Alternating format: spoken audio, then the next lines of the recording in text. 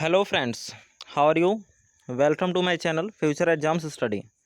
और आज हम पढ़ने वाले हैं पर्यावरण अध्ययन है प्राइमरी लेवल पे, जिसमें आपके 30 प्रश्न आते हैं 30 नंबर में। उससे रिलेटेड प्रश्न हम आज पढ़ने वाले हैं, यानी ईवीएस, जिसे आप एनवायरनमेंटल स्टडीज़ बोलते हैं, पर्यावरण अध्ययन।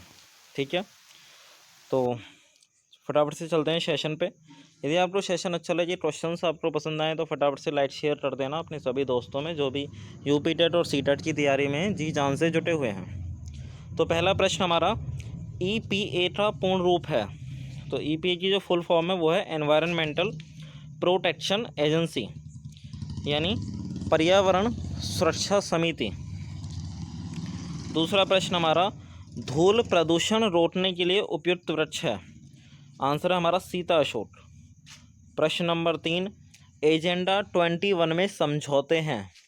तो एजेंडा 21 में 4 समझौते हैं पर्यावरण के आधार पर। प्रश्न नंबर 4, केंद्रीय शुष्क क्षेत्र अनुसंधान संस्थान अवस्थित है। आंसर है हमारा जोधपुर में। प्रश्न number 5, Indian institute of ecology and environment अवस्थित है, यानी उपस्थित है, तो यह है नई दिल्ली में। प्रश्न नंबर हमारा 6, एडमार्क एक्ट भारत में कब से स्टार्ट किया गया। तो सन 1937 से ये अधिनियम भारत में स्टार्ट हुआ। प्रश्न नंबर 7, विज्ञान का वह क्षेत्र जिसमें बोरलोट पुरस्कार दिया जाता है। तो बोरलोट जो पुरस्कार है वो दिया जाता है कृषि के क्षेत्र में। नॉर्मन बोरलोट के नाम पर यह पुरस्कार दिया जाता है, जिन्होंने विश्व में हरित क्रांति का, मतलब जो हरित क्रांति के जनक थे पूरे विश्व में, नॉर्मन बोरलोट, उनके नाम पर ये पुरस्कार दिया जाता है। प्रश्न नंबर 8, भारत का राष्ट्रीय जलीय प्राणी है। तो हमारी जो गंगा नदी की डॉल्फिन मछली है वो भारत का राष्ट्रीय जलीय प्राणी है। अच्छा, यदि आपसे पूछ रहे डॉल्फिन मछली है या नहीं है, तो डॉल्फिन मछली नहीं है, डॉल्फिन स्तनधारी में आता है। प्रश्न नंबर हमारा 9, मौसम विज्ञान संबंध प्रेषण के लिए जिसको गुब्बारों को भरने में उपयोग में लाया जाता है, वो गैस है हमारी हीलियम गैस।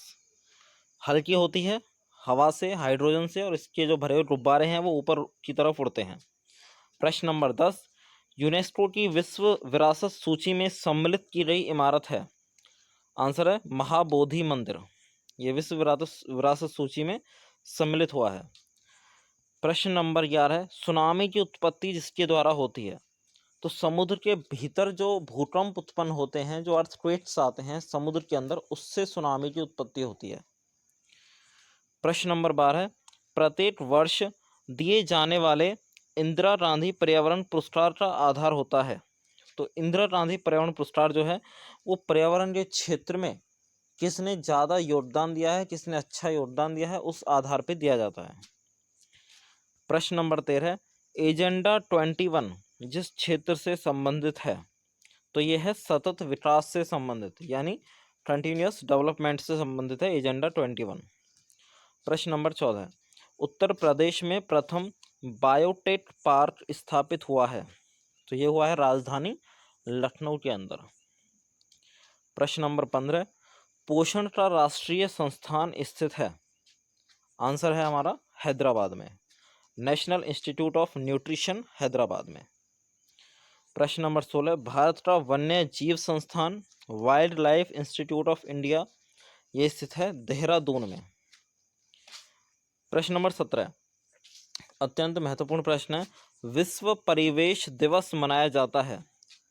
विश्व परिवेश दिवस मनाया जाता है 5 अक्टूबर। प्रश्न नंबर 18, विश्व तंबाकू निरोध दिवस मनाया जाता है। तो 31 मई को हम मनाते हैं विश्व तंबाकू निरोध दिवस।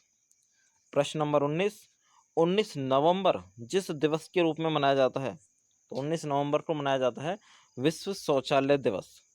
और प्रश्न नंबर 20 है हमारा, 22 मार्च जिस दिवस के रूप में मनाया जाता है वो है हमारा जल दिवस। विश्व जल दिवस के रूप में 22 मार्च मनाया जाता है। अच्छा, इसके साथ में जो 22 अप्रैल है, 22 अप्रैल 22 अप्रैल को हम क्या मनाते हैं, पृथ्वी दिवस। क्या मनाते हैं, पृथ्वी दिवस। इसके बाद में इसी तरह से 22 मई, तो 22 मई में मनाया जाता है जैव विविधता दिवस, यानी बायोडाइवर्सिटी डे। तो 22 मार्च जल दिवस, 22 अप्रैल पृथ्वी दिवस और 22 मई जैव विविधता दिवस। ये तीनों दिवस हमारे 22 के आधार पर ही आते हैं। तो ये थे हमारे आज के 20-22 प्रश्न। उम्मीद है आपको प्रश्न अच्छे लगे होंगे। यदि सेशन आपको पसंद आया हो तो फटाफट से शेयर कीजिए अपने सभी दोस्तों के साथ में। और जल्दी से जल्दी हम आपके जो यूपी टेट और सी टेट में जो मैथ्स वाला सिलेबस है उसकी भी क्लासेस स्टार्ट करने वाले हैं बहुत जल्दी इसी चैनल पे। तो जुड़े रहिए हमारे साथ में।